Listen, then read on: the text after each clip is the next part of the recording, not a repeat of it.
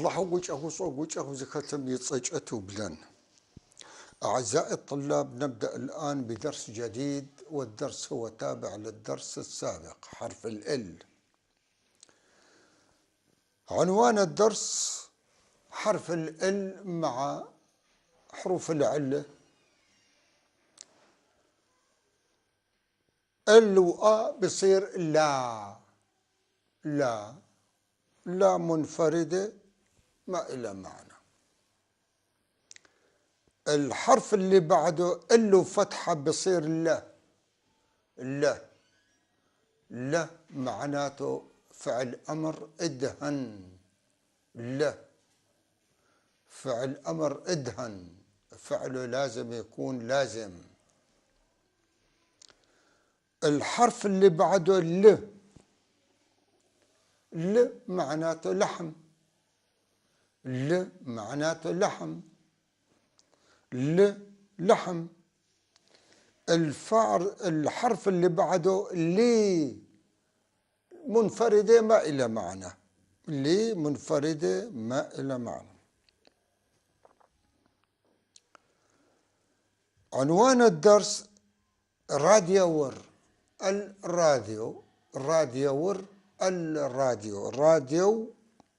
راديو والآر التعريف راديور الراديو.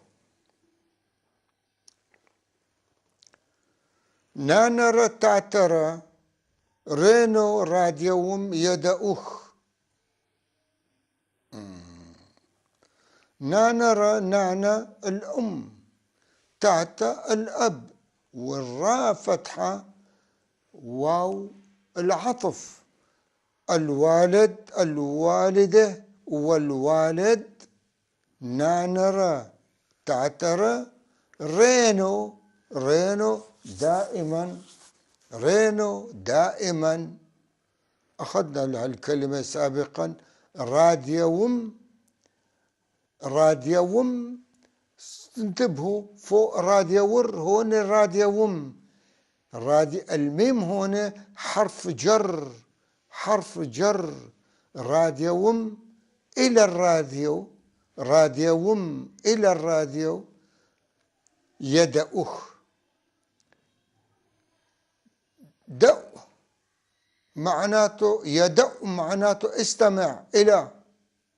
يدأخ يستمعون إلى، طبعا إلى الراديو.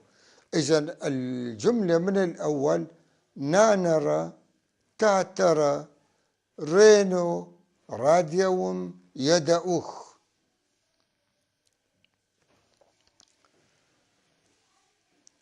الجملة اللي بعدها آنحو آقري حرر آدغا راديوم قيت خرر عرى.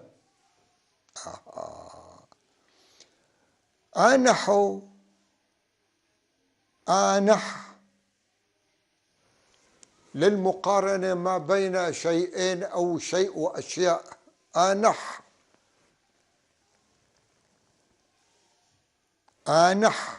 آنحوا الأكثر على الأكثر بالأكثرية. آنحوا الذي آقو ريحرر آقو قلبهم آقو إقو قلبه آقو قلبهم، يعني قلب الأم والأب. ريحرر ريحة مثلا يعجب به، يأخذ به. يريح مثلا ينجذب إلى. يقري حرر يعني اللي بيعجبه أكثر. آدغا تشركس راديوم. الراديو تشركسي قيت خرر أعرق. قيت معناته تن عطاء. قيت يعطي أو يذيع إذاعة أو عطاء. إلى عدة معاني أعزائي الطلاب. معناته أب، معناته عطاء، معناته الشمس، إلى معاني كثير. ولكن فصلوهم فيما بعد، بدل الت حطوا مع التغ، يعني سنة أبو السنة تغ صار شمس يعني. قيت خرر، قيت يذيع، قيتخ المذاع، الأشياء الكثيرة التي تذيعها. رر حالة الجمع عاره. إذن نحو أكثر ما يعجبهم أدقى الراديو قيتر رارخ الذي يذيعها الراديو الشركسي، الذي يذيع الراديو الشركسي. هذا معنات الكلمة. شوف التركيب، نحو مقارنة على الأكثر، أقول يحرر على الأكثر الذي يعجبهم أدقى راديوم الراديو الشركسي قيتر خرر الذي يذيعها هي أكثر شيء بيعجبهم ما يذيعه الراديو الشركسي. خكوزم يسعدغخم راديو ورقاتي وشاء. خك معناته وطن بلاد، خك بوطن بلاد. القدم يدل على القدم، إلى عدة معاني، يدل على القدم، يدل على البطولة، على الفروسية، على الشدة، على البأس. شلز معناته شاب يعني بطل عنيف، شوز فارس مقدام إلى آخره. إذن قديم. الزم إلى يعني الآر. خكزم يسعد يكر القاطنين في الوطن القديم، الوطن الأم، يسكن يجلس فيه عدغخم على الشراكس، إلى الشراكس، على الشراكس. راديو ورقة الراديو يتكلم عنهم. قاتي غشاء، قا مصطلح يدل على اتجاه تنفيذ الفعل.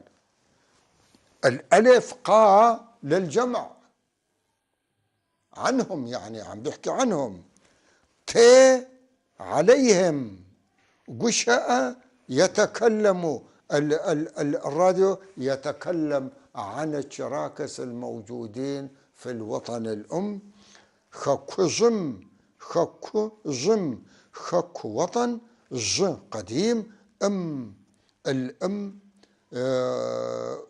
بي أو إلى. يسعد يخم الشراكس الساكنين في الوطن القديم. راديو الراديو قاتي غشاء يتكلم عنهم. قاتي غشاء يعني يتحدث عن أخبار الشراكس الساكنين في الوطن القديم. قاتي غشاء. نمج قرال وخم أشب سورة أدغخري أدغراد يوم يدأخ. نمج أو بمج نفس المعنى. نمج أو بمج نفس المعنى. غير نمج شالة غير ولد. مثلا نمج تفل غير كتاب. نمج تصف غير إنسان. نمج ثبق غير عرق، غير قومية. إذا نمج غيره كلمة تامة، ما في لا سوابق ولا لواحق، كلمة كاملة. قرال وخم. قرال معناته بلاد. قرال معناته قرال وخم. في بلاد أخرى قرال معناته بلاد. قرال وخم في الموجودين في البلاد الأخرى. قرال وخم جمع. أشب سورة الميم هنا مفعول به منصوب. قرال وخم أشب سورة بسو معناته يعيش. بسورة الذي يعيش. أشب سورة جمع شين مكان، الشين كسرة يدل على المكان دائما أو على الزمان. شبسورة، شجرة، شزاورة، شيسرة، كل يدل على ظرف مكان. شبسورة جمع، شي مكان، بسو حياة، واو العطف، غخري راديوم يدأوخ. هاي جملة بما أن شوي هيك تقريبا يعني متداخلة للكلمات والحروف، لازم نعيدها أكثر من مرة أعزائي الطلاب. نمج قرال وخم، نمج غيره، قرال بلاد، قرال بلاد، مثلا سوريا قرال غور، مثلا بلاد سوريا. يردانيا قرال غور، يردانيا قرال غور، بلاد الأردن. مثلا قرال وخم، نمج قرال وخم، قرال وخم للجمع. شبسورة، شبسورة الذين يعيشون في البلاد الأخرى. غخري الشراكس الموجودون في البلاد الأخرى. راديوم إلى الراديو الشركسي يدأخ، يدأخ، يدأ معناته استمع إلى، يدأخ يستمعون إلى. إذن نمج قرالهم الشراكس الموجودين الذين يعيشون في البلاد الأخرى يستمعون أيضا إلى راديو الشراكس، راديو الشراكس. نمج قرالهم شبسورة غخري راديوم يدأوخ.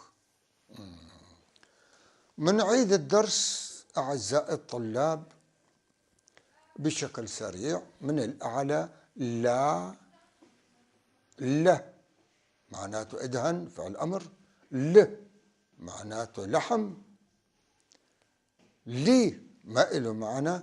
راديور الراديو، راديور الراديو. نانر تعترى رينو راديوم يدأوخ، نانر تعترى الأم والأب، هون في واو عطف رينو دائما راديوم إلى الراديو يدأوخ يستمعون دائما إلى الراديو. أنا حو أقول يحرر الراديوم كيترر عرف، واللي بيعجبون أكثر أقول يحرر يعني قلبهم، ريحرر اللي بيعجب قلبهم، هيك التعبير باللغة الشركسية. أقول يحرر يعني اللي بيعجب قلبهم، يعني أقول يحرر. أنا حو أقول يحرر راديوم قيت خرر عرخ اللي بذيع الراديو الشركسي. قيت يعطي ويذيع أيضا، ويذيع أيضا، قيت يذيع أيضا. قيترر الذي هو يعني اللي بيعجبن أكثر شيء هو اللي بيذيعون الراديو الشركسي. خكوزم يسعد غخم راديور قاتي وشاء. خكوزم خك الوطن قديم، الوطن القديم. خكوزم أو الأحسن ما يكون خكوزم. خكوزم معناته المعنى الأقرب للذهن الوطن الصامد. خكوزم الوطن الصامد، ما العتيق، الوطن الصامد. خكوزم خزم مثلا، خصز، أيوة. خكوزم يسعد غخم راديو ورقتك شاء. الراديو يتحدث عن الشراكس الموجودين في الوطن الصامد. خكوزم نمج قرال وخم آشب سورة نمج قرال وخم آشب سورة آدغخري آدغ راديوم يدأوخ. أيضا الشراكس اللي عايشين برات الوطن يستمعون في البلاد الأخرى يستمعون إلى راديو شراكس. أعزائي الطلاب، ننتقل الآن إلى كلمات الدرس وإلى قواعد الدرس. كلمات الدرس: ل لام كسرة، لحم، لحم، لحم.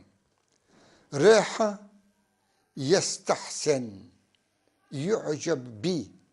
اقو ريحة أو ريحة اقو ريحة بده يعني اقو لازم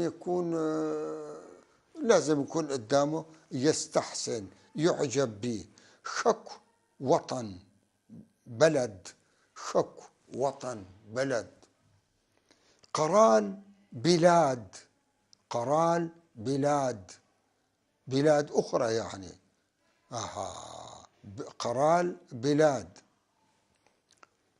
بسو، بسو، عش، أقم فيه. بسو، عش، أقم فيه.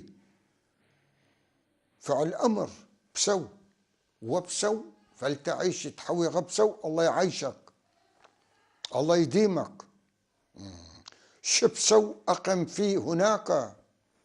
دبسو عش معه. إذا بسو أقم فيه، إلى، على، إلى آخره. يدأخ، يدأخ يستمعون، يدأ يستمع، والكي جمع. يدأخ يستمعون إلى، يدأخ يستمعون إلى. قواعد الدرس. قواعد عنوان الدرس: قواعد سكر باديج خمج زرزق وجهرر أدغاب زم باديج شيب.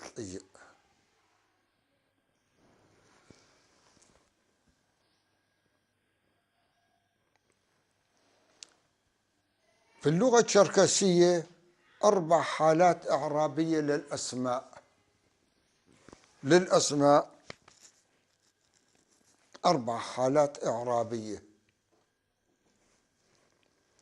إما بيكون مرفوع، وإما بيكون مجرور، أو إما بيكون بواسطة أو بواسطة أي شيء، إما بيكون في حالة الصفة، إما بيكون في حالة الصفة. إذن حالة الرفع التسميات موجودة في الكتاب باللغة الروسية، ما بدي أتعرض له لأنه كلمات طويلة ومعقدة، راح نقولها باللغة العربية. في حالة الرفع أول، إذن قلنا هناك 4 حالات إعرابية للأسماء الشركسية. 4 حالات إعرابية للأسماء الشركسية: أدغاب زم بادي جيب ي. أدغاب زم بادي جيب ي. أول حالة هو حالة الرفع، يعني الاسم في الجملة حتى بالعربية بيجي مرفوع، والمرفوع هو المبتدأ والفاعل ونائب الفاعل واسمها وخبرها إلى آخره. لا، هنا بالشركسي مختصر كالمبتدأ، ما في كمان مبتدأ، الفاعل ونائب الفاعل، الفاعل ونائب الفاعل. مثلا الفاعل ونائب الفاعل: شالة اسم، شالر صار هنا مبتدأ. الولد شالر ماشخة، الولد يأكل. شالر هون صار مبتدأ، صار مبتدأ أو فاعل أو نائب فاعل، اسم مرفوع. المهم أول حالة هو الاسم المرفوع. إذن شالر. ثاني حالة هو الاسم المجرور أو المنصوب: شالم، تعلم، تعلم سواغ.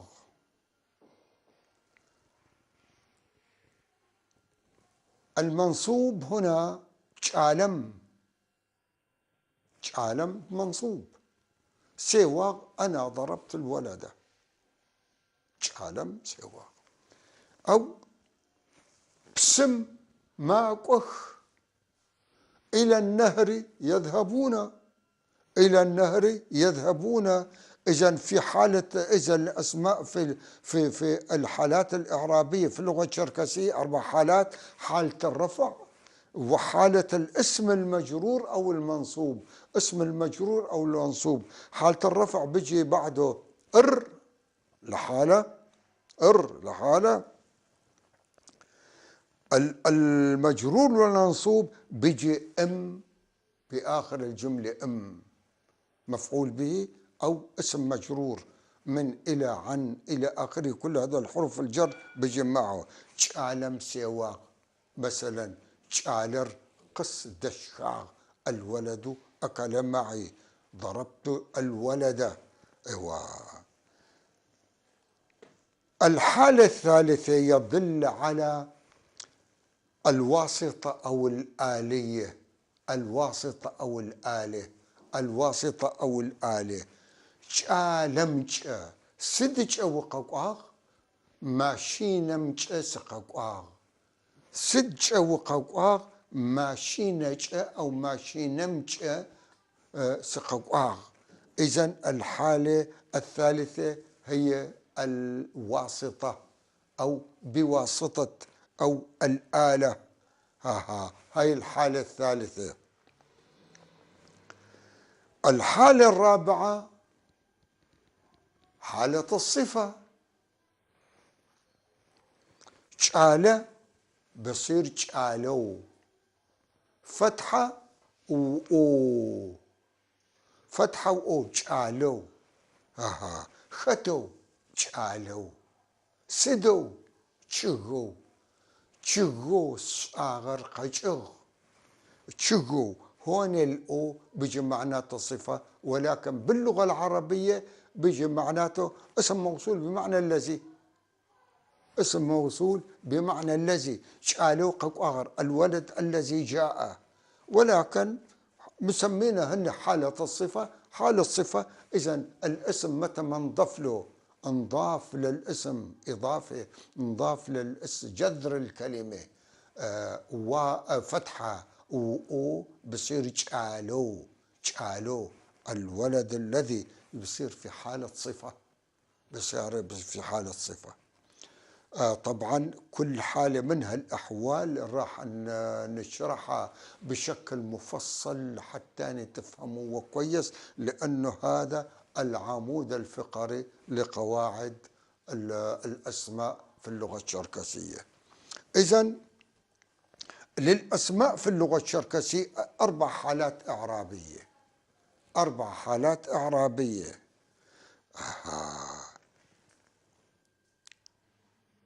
قوات صخر پاديج خمج ازر زخوج خر زخوج پاديج خمج زخوج ادغاب زم پاديج يبقي پاديج يبقي. هناك 4 حالات إعرابية في اللغة الشركسية للأسماء. انتبهوا، للأسماء ما للأفعال، للأسماء. أولا حالة الرفع، مثلا جعل بصير جعلر كالمبتدأ والفاعل ونائب الفاعل في اللغة العربية ويقابلنا هيك. ثانيا الاسم المجرور أو المنصوب، جعلم سواغ، ضربت الولد مفعول به، بسخوم سوقة إلى النهر أذهب، أذهب إلى النهر بسخوم سوقة. حالة الاسم المجرور أو المنصوب. الحالة الثالثة حالة الآلة أو الواسطة، بأي شيء. سدج سؤاله سدج، سدج ختج سدج. آها. مثلا ختمت سقيجغ نجحت بالكتاب بالكتابة، قراءة الكتاب. تعلمت سقسغ يعني وصلت لهم بواسطة هالولد، يعني هو وصلني، يعني قادني لهون. اسم الآلة أو الواسطة أن يلحق بالجذر الكلمة ش بواسطة أو بواسطة ش. الحالة الرابعة حالة الصفة في اللغة الشركسية، وهو أن يلحق بجذر الكلام فتحة بصير تشالة تشالو. تشالو يعني بيعطي كلمة الذي، اسم الموصول الذي، في تشالكو الذين. ايوه تشالكو، هذا بصير حالة صفة. مثلا تشالو أو تشالخو، ختو تشالو، سدخو تشغخو تشغخو تشاغكر قشغخ.